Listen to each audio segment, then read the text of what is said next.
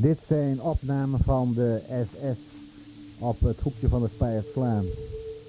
Dit zijn ook opnamen die in beslag genomen zijn door de POD, de Politieke Opsporingsdienst.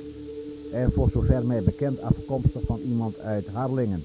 Hier een Duitse nationaal-socialistische manifestatie op het Zaailand voor het gerechtsgebouw.